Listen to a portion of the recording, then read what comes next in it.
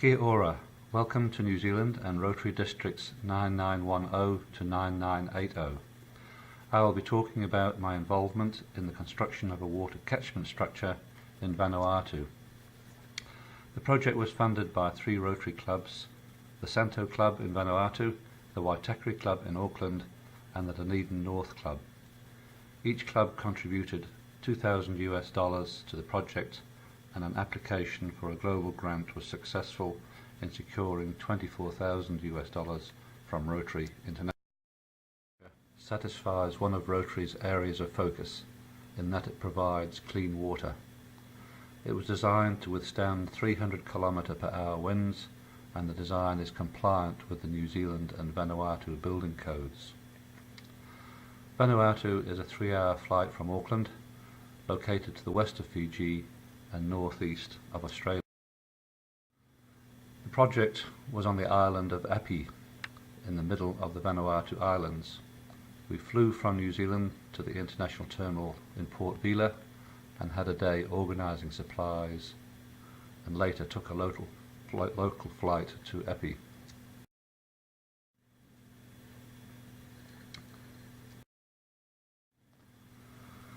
The local flight took us to Valisdare Airport. You can see this on the left of the picture. And then we were picked up and driven to Votlo to the east. A little about the team and the preparation for the project. Kerry from the Waitakere Club in Auckland was our team leader. Kerry has organised a number of projects in past years, and on a previous trip to Epi had placed the foundations for the building and a composting toilet. Kerry had also arranged for the materials needed to build the structures for them to be ready for us on arrival. Les was the Dunedin team leader, organised locally sourced and donated materials and got them to Kerry. Janet is a retired nurse and provided health care and distributed medicines to the locals. Karen ran sewing classes with the 2 sewing machines we took with us. Dave and I were the chippies. Russell is a retired vet and gave advice on animal husbandry. Adrian, while not a Rotarian, was keen to assist in the building process and also provided 6 laptops from his computer business. And myself, as the only member of the Taieri Club on the team, I was fortunate to be invited by the Dunedin North Club. We were fortunate in being able to take 2 extra bags so we could take tools to use in the building of the structure. I packed an extra bag with a selection of my tools and asked my club and local businesses for items that would be of use, such as medicines, spectacles and gifts. Other members carried items such as an electric organ, a guitar, the 6 laptops and the skill saw and drill. A number of items for building were shipped by Kerry prior to our departure.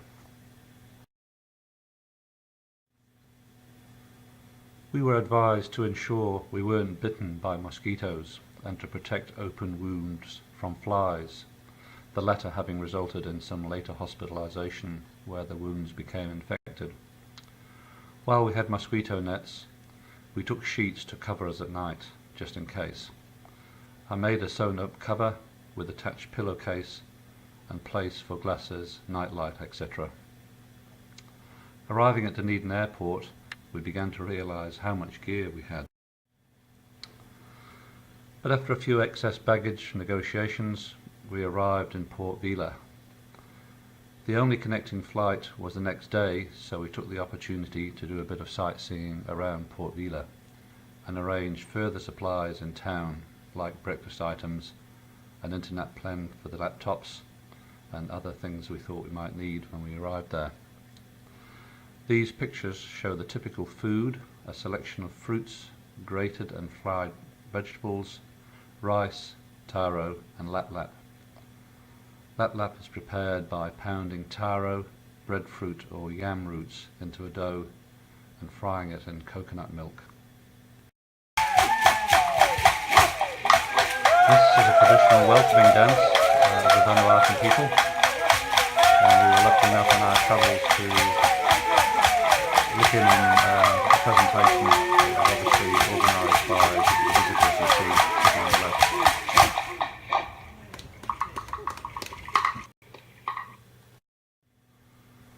There's more scenes from the main island, the remnants of the US occupation in the war, and children heading home from school, and finally having our last evening of comfort before leaving for Epi the next day. When we checked in for the local flight, our overweight baggage again caused a few hassles. Each of us had to be weighed. We found that it was a small plane and we were 200 kilograms more than the plane could carry. Russell offered to stay for the night for the next flight, but it wasn't till we arrived that we found they had also offloaded 2 bags, one of which was my tools and supplies.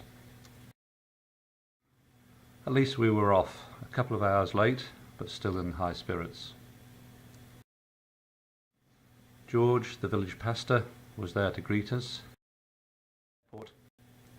And this is the airport terminal and the grass runway. We're always wondering how they managed to mow that. We all piled into a pickup and headed down State Highway 1 towards Vanuatu. Part of the road runs along the beach, and on the way we dropped off another aid worker, a pastor who was going to a nearby island for 4 months. A few locals came to pick him up and tuck him over to the neighbouring island in the boat you can see in the picture.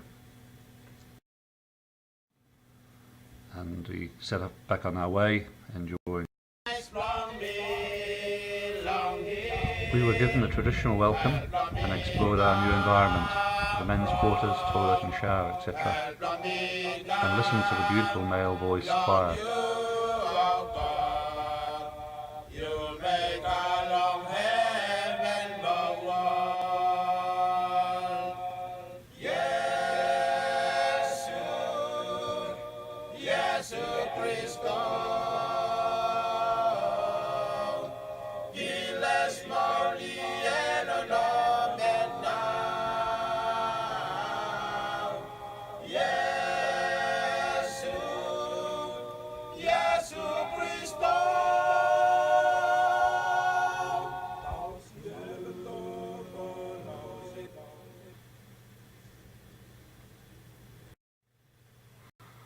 We set up our sleeping quarters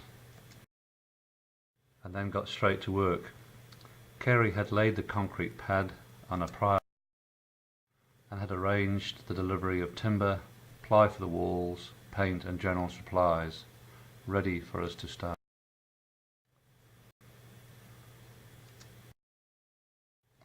After a few hours we had the first frame completed.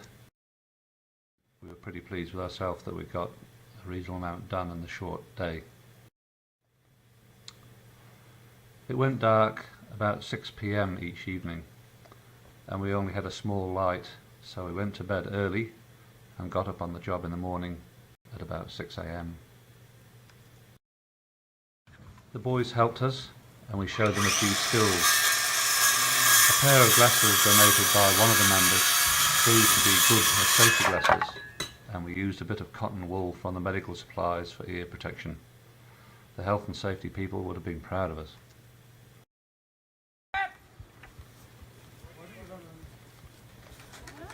With all hands helping to lift the frame into position.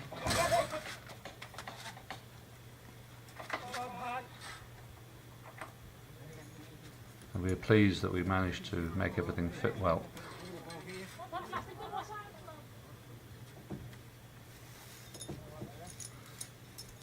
The boys were a great help. By the end of the day, the second day, we had fastened 3 walls and went off to have a swim. At the end of the day, I enjoyed a chat with Pastor George and a few of the children, and they seemed to enjoy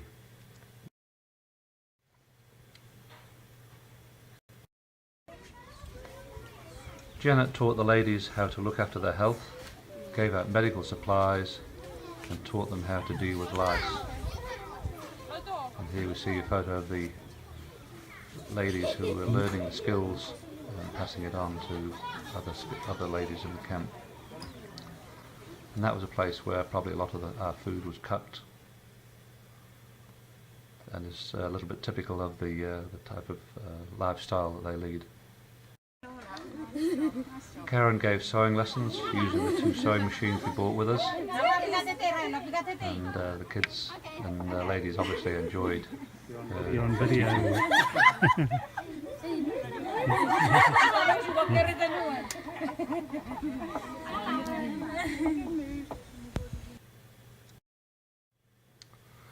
On Sunday we were not allowed to work. Janet, Les and I joined the service. Everyone was in their Sunday best. The singing was very joyful.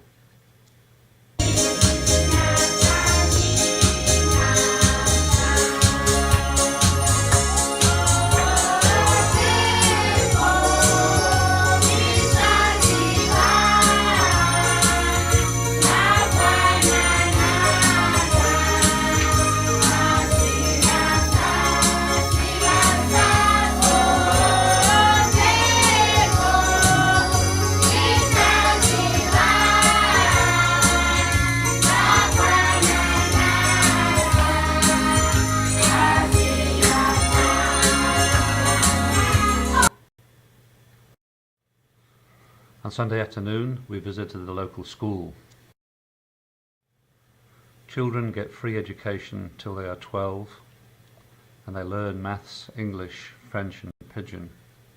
But after that, they have to provide their own education, and this generally doesn't happen. George indicated it would be nice to have a new school building, and this pad seems a good place to build it, and we are considering this option at the moment. The WASH program is encouraging the school children to improve hygiene by washing after using the toilet. A soap on a string and a bottle of water have been installed next to each long drop toilet near the school. Our project involved the construction of a composting toilet, which we hope will be a model for future facilities. And this is the view from the school grounds. The main road through the village. There are more villages further along the coast, but the road stops here. Walking is the only way to get to the next village. There is a maternity nurse 17 kilometres away, but they need to leave plenty of time if they need her services. Sunday lunch. Lunch and the evening meal were provided by a different family each day. Mostly it was lap-lap, kumara chips and freshly baked bread. We had 3 meat or fish meals. On Sunday afternoon we walked 6 kilometres to a hot water spring. On the way we visited the next village and noted a new well had been dug by an overseas aid agency, but it was near and downstream of 2 long drop toilets. This was pretty disappointing really, and the construction of 2 new thoughtfully sited composting toilets is now something which we're looking to do on our next visit. After the 6 kilometre walk back from the hot pools in 30-degree heat, we needed another shower. This is the communal shower, and the future project is to build a cubicle so the ladies can use it. The rafters were constructed by nailing 2 250mm by 50mm beams together.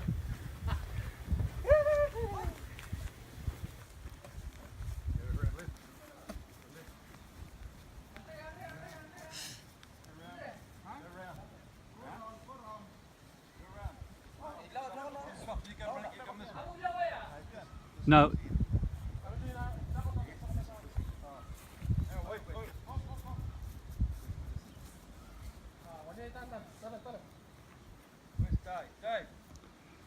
No, that's that. You're right. That's the lower end. Yes. Yes, it is. Not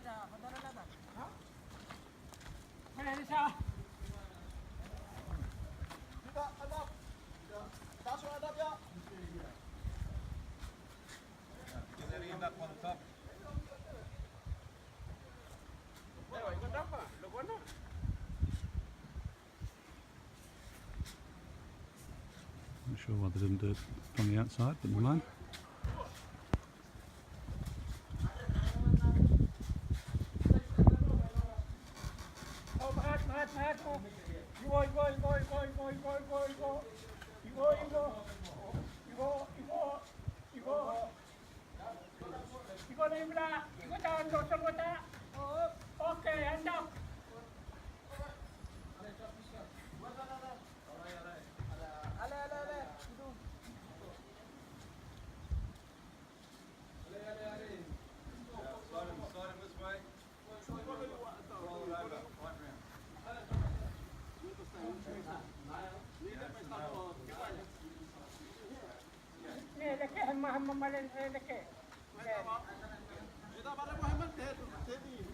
Okay, stop.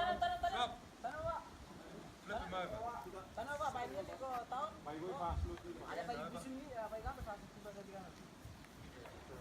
better get out.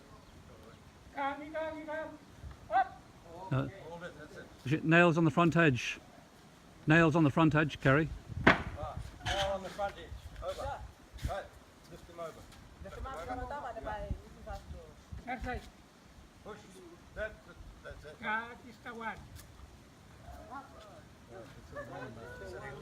You cuss him. Beams were fairly strong because it was designed, as I say, for the 300 km/h winds. Yes, that's right.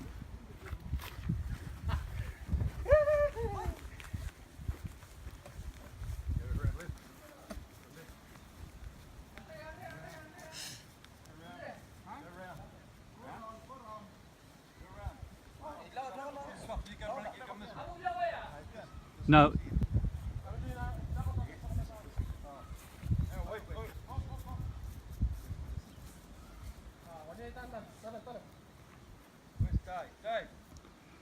No, that's that. You're right. That's the lower end. This is it. Yes. This is the lower end. Yes, it is. Go that way. Inside the building. Get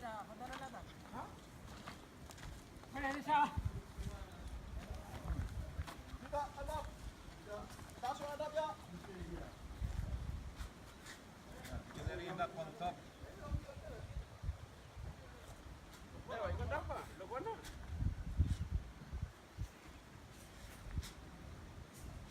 Not sure why they didn't do it from the outside, but never mind.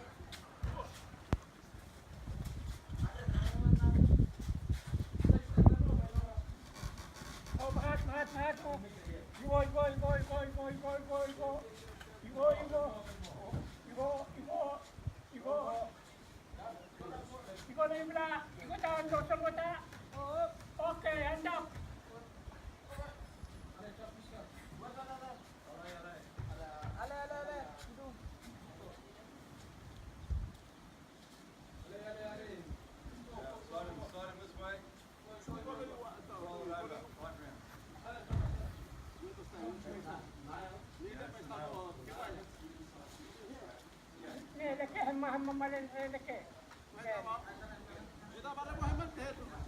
round. Okay, stop.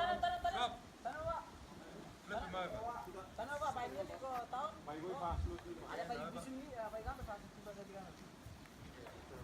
better get out. No. Hold it, that's it. Nails on the front edge. Nails on the front edge, Kerry. Nail on the front edge. Over. Right. Lift him over. Push. That's it.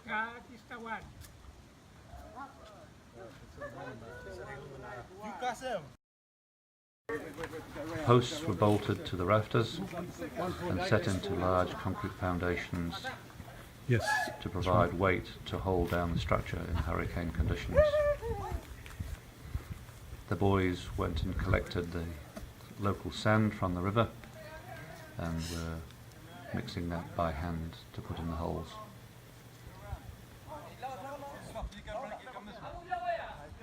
No.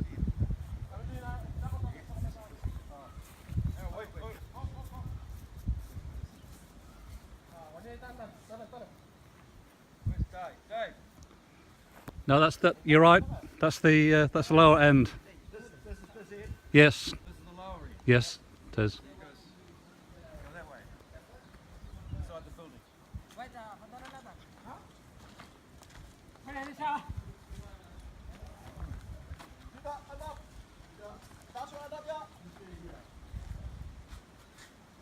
that end up on the top.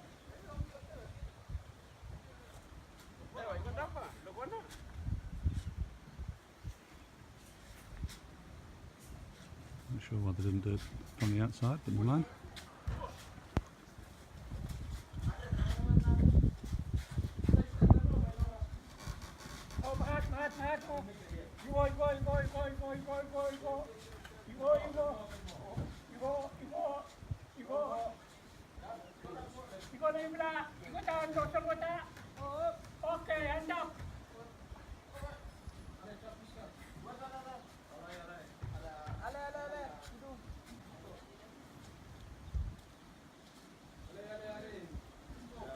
Slide him this way.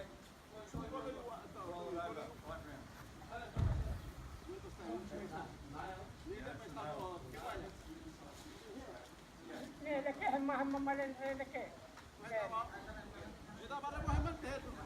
round. Okay, stop. Stop. Flip him over.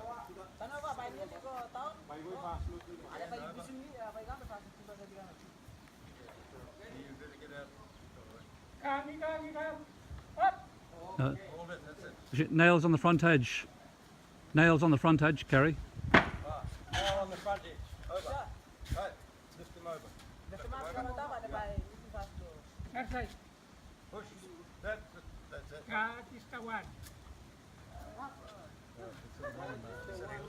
You got him. And at the end of the day, we were pleased with progress and we're getting things Yes, that's right. fairly finished.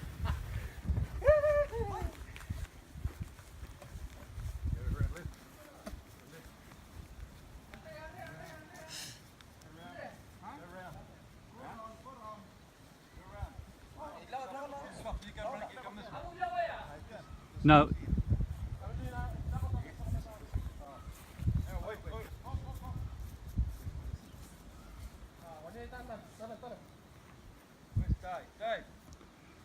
No, that's the. You're right. That's the lower end. This is it. Yes. This is the lower end. Yes, it is. Go that way. Inside the building. Get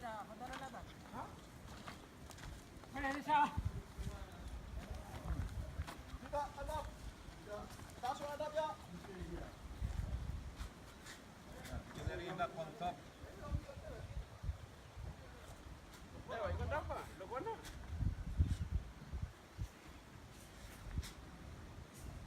Not sure why they didn't do it from the outside, but never mind.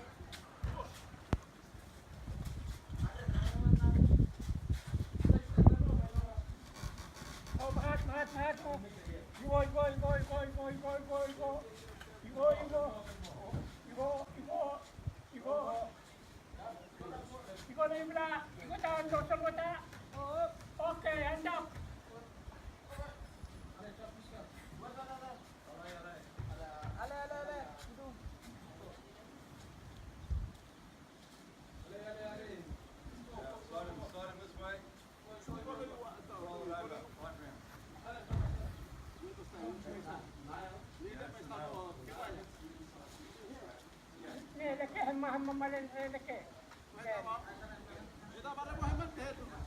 round. Okay, stop.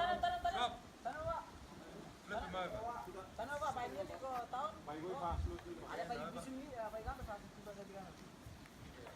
You better get out. Hold it, that's it. Is it nails on the front edge? Nails on the front edge, Kerry. Now on the front edge. Over. Right. Lift him over. Push. That's it.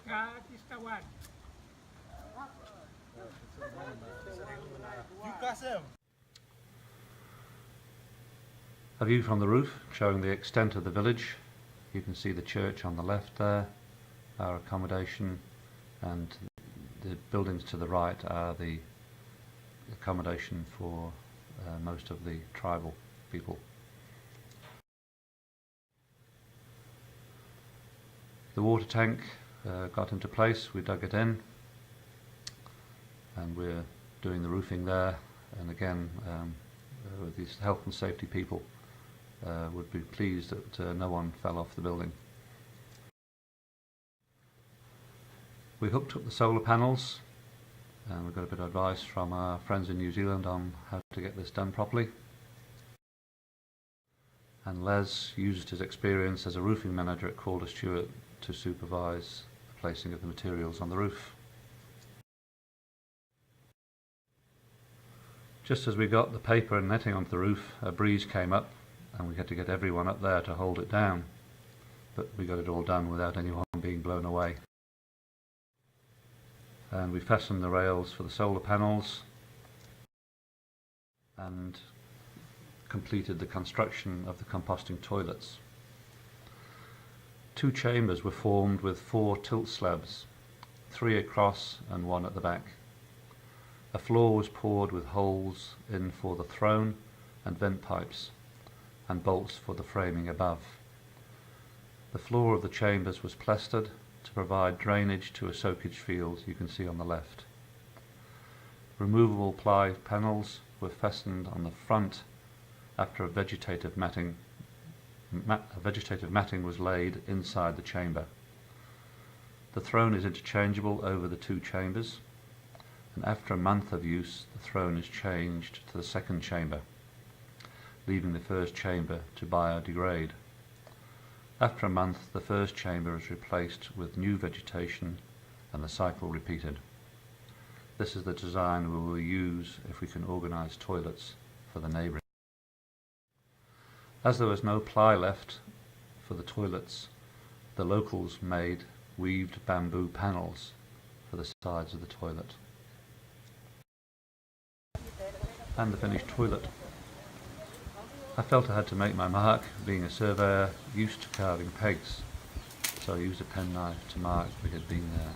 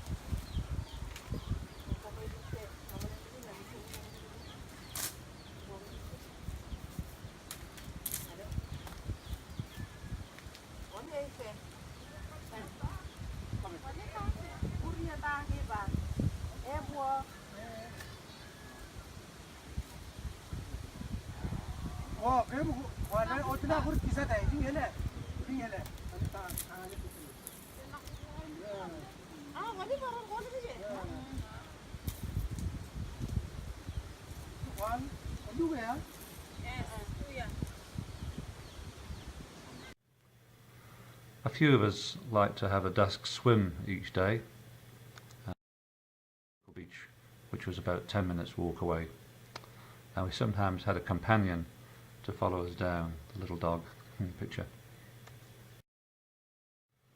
The beach was steep and was polished clinker, and the waves were fairly strong. The wind was quite strong and we were getting fairly tired by this our nearly last day. And, one of our guys had a bit of trouble getting out of water.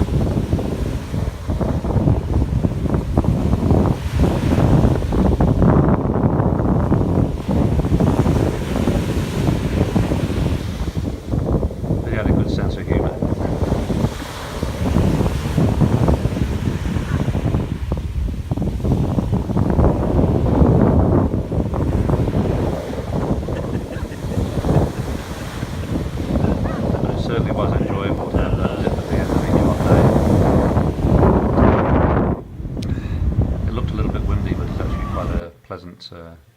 temperature each evening.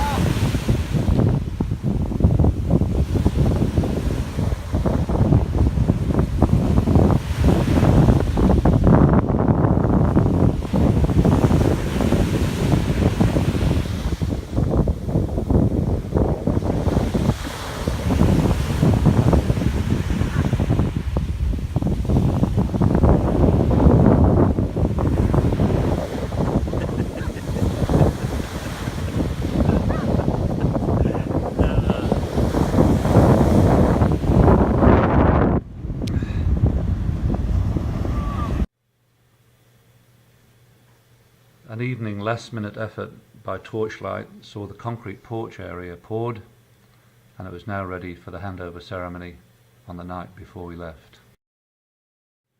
A few of us there were holding back tummy runs, but a proud team was ready for the night's celebration. I took a few pictures just for the record, because we need to complete a few minor things which I hope to do in October and get a sign-off for the works. After the day, the solar panels seemed to work okay and charged up the 4-track batteries and ran a couple of lights just before the opening ceremony. All celebrations are a success. We had a great evening, having a meal cooked All the time around we reach our evening. They did some dancing for us, and we sang a song for them. I joined in the dancing, and Karen and I showed them a bit of ballroom You dancing, stop looking forward. but we need to practice that one a bit more before next Time is time. stop come. All is having make them We to had a upload beautiful get upload dancing with a idea. carved walking stick and a woven mat, and a couple of us danced and sang Outreach some Pro songs audio. and the songs What you of the trying to song. school? We hope bisa say.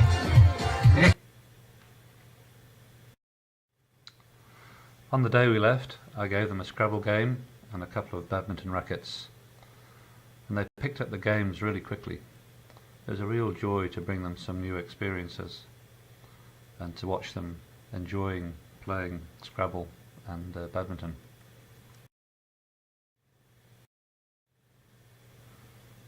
So all too soon, it was time for the goodbye, and all of the team members went round what we're going to do when we came back next time. It was quite a sad experience leaving. They sang us one last goodbye song. It really made up for some of the difficult times and long hours in the heat, and I'm really looking forward to going back.